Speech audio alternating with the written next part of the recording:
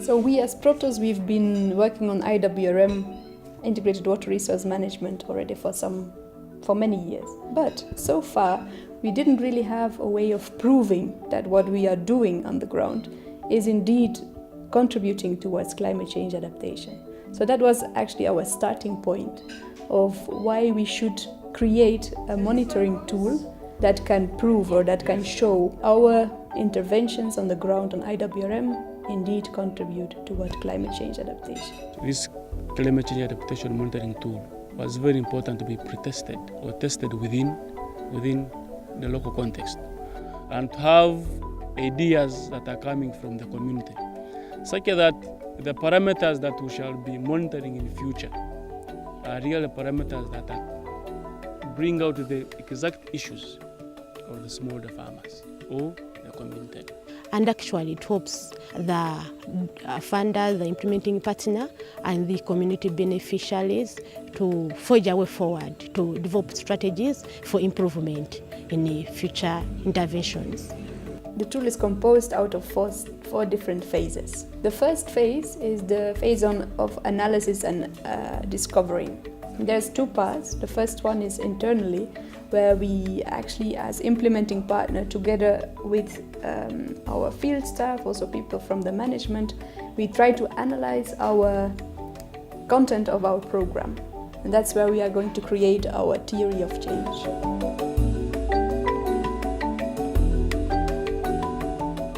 We went through a process. We would go through a process where we document every step very well. And the steps would be first like exploring the different possibilities or things which are already there. Then the second part of that first phase is the external part, where we are going to involve both an expert and the community. The expert is there because we want to guarantee that those interventions that the community comes up with, that they are relevant and that they are on the point. My role has been mainly to be an external observer to the process of testing the monitoring tool, and to give an expert opinion on some of the variables of the monitoring tool, such that it's a bit balanced from the initiators but also from the people from the outside. Then the second part is where the community started to be involved, where we are going to go through a certain process of activities. The community members learn about what it means to be part of a catchment and what climate change is. And that's done through a number of activities. So there's the Mpanga game which we played, which is actually something externally developed.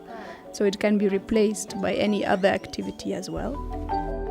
My first role was to observe the participants as they played the Mpanga game, and I was critical enough to capture the key lessons and insights that were emanating from the players, how the different segments or the different stages of the catchment, the upstream, midstream and low stream, and how their activities affect the other users within the catchment.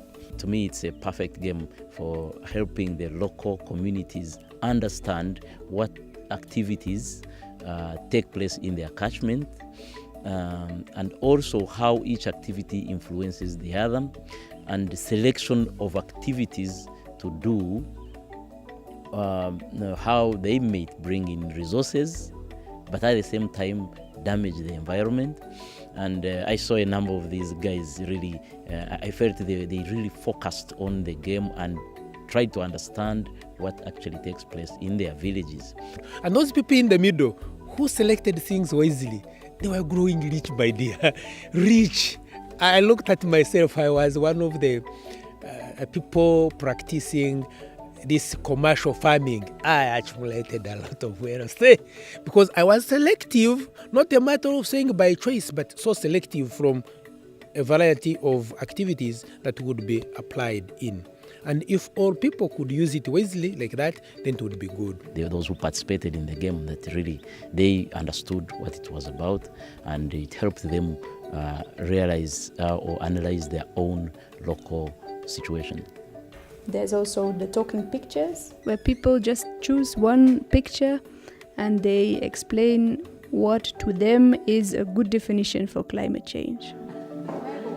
When they were picking the pictures, everyone was really able to define climate change, and they were really relating it to their human activities.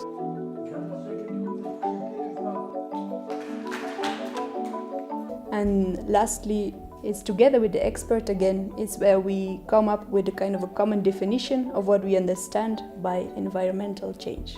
Ekintu kindi kinsangire yukidi nti abantu bangambire empinduka yobwire magimanyeroho kyonka tibakwikiza nti eresirweki emukorei. In this process, they were really able to admit that they are the big contributors for climate change. And also how they impact on availability, quality, quantity of water resources. Then the second phase, there we reach actually at the core of our tool. It's where we try to come up with the most pressing challenges, and then also some interventions which would tackle these top 5 challenges, but involving all the relevant stakeholders. This morning, we grouped participants in 5 different groups representing the different stakeholders in the community: the farmers, the women, the pastoralists, the local government workers. So in these groups, each of the participants were supposed to identify 5 key challenges. That means within a group we expect at least 30 different challenges. And then after within the same groups also, then they merge them together to come up with the top 5 challenges within that group. Each of the groups had a facilitator who would really try to help the group go through the exercise, but without necessarily shaping the ideas of the community, because we believe the community has knowledge and understands their challenges far, far better than us who have come from the outside.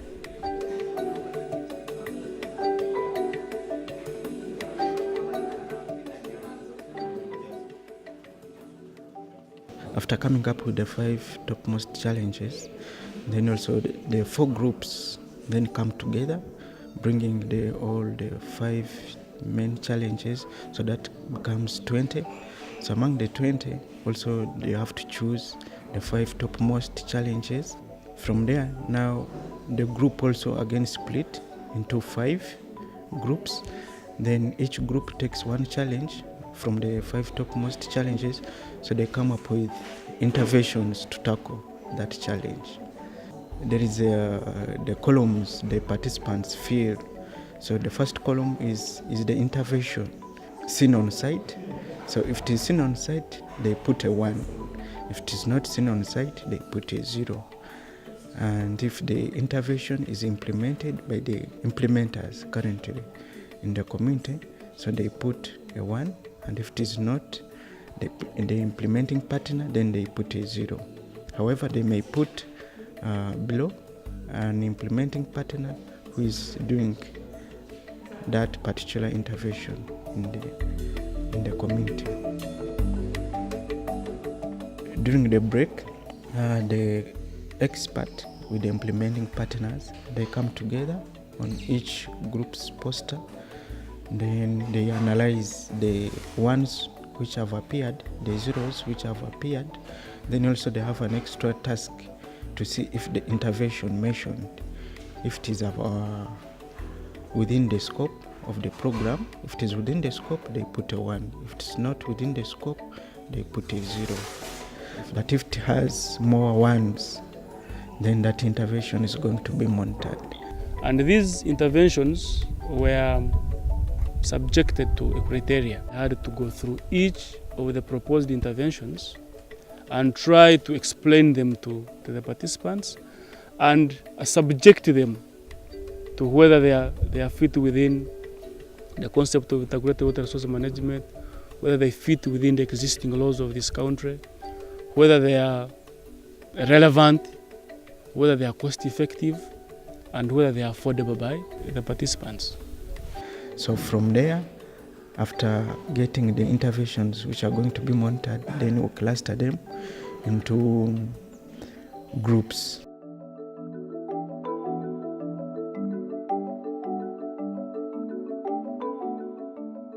My main task of today was to compare what we have reached by yesterday at day 5, the end results there, to compare it with our theory of change. I try to search for those things which are overlapping, the things which are similar, but more importantly, I'm even looking at the ones that are not overlapping, because those are the topics we are going to discuss tomorrow at day 7. So from there, after getting the interventions which are going to be monitored, then we'll cluster them into groups. That is, those ones which lie under water resources management, hygiene and sanitation, sustainable land use management, ecosystem services. Then if we move further to the third phase, that's where we are going to work with monitoring teams that were identified in the previous phase. It's where they are going to collect different information on the ground and collect kind of proof for what they have been coming up as interventions for the challenges the previous day. I was selected among the monitoring team, and our cluster was sustainable land use, and we had some interventions. One was mulching, another one was crop residue, zero grazing as a modern farming method. The monitoring team yesterday visited us, and it was definitely from this workshop and evaluating. And they looked at the ecosan and the health sanitation of the school. And in their questions, they asked whether there is a relationship about the environment or hazardous towards the environment. We found true, it wasn't there, only it was environment friendly.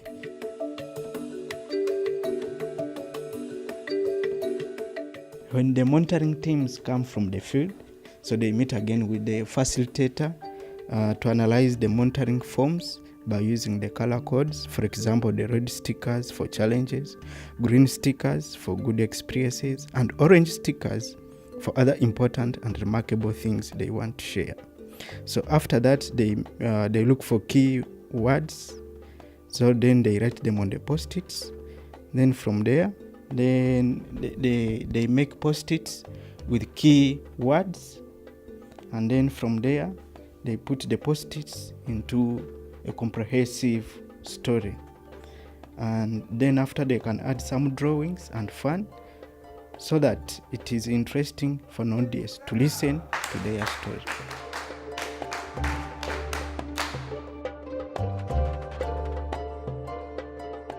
We had to take ratings because we had to record. We had a questionnaire which we were interviewing the community, and we had also to put it in practicals. We had to draw what was in the site and we brought it here for presentation. The second part of that third phase is when we also involve the bigger group of stakeholders again and the group of community, and we're going to present the findings from the previous day and discuss the non-overlap with the theory of change. After discussing about the non-overlap, then the community members then we discuss about the actions now, what is going to be done. And this is done through the different stakeholders, for example, the government alone, the farmers alone. Then after, these action plans are given to each group so that they go with it to their respective villages, so that it is a reminder of which intervention or which action they have to begin with.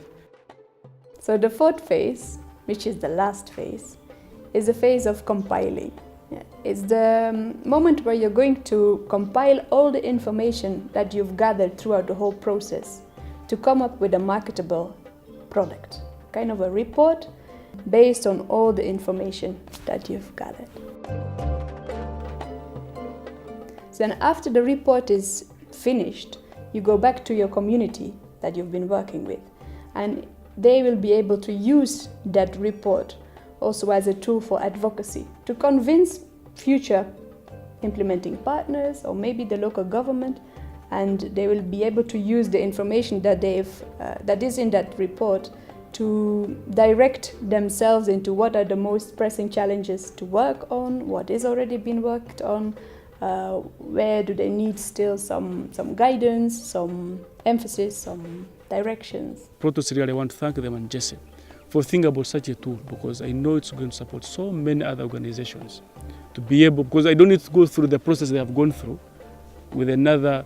All I need is to now take advantage of the tool that they have brought on board. But most importantly, I hope the tool will act as an advocacy tool that will empower these communities to improve their development in a more strategic and focused way.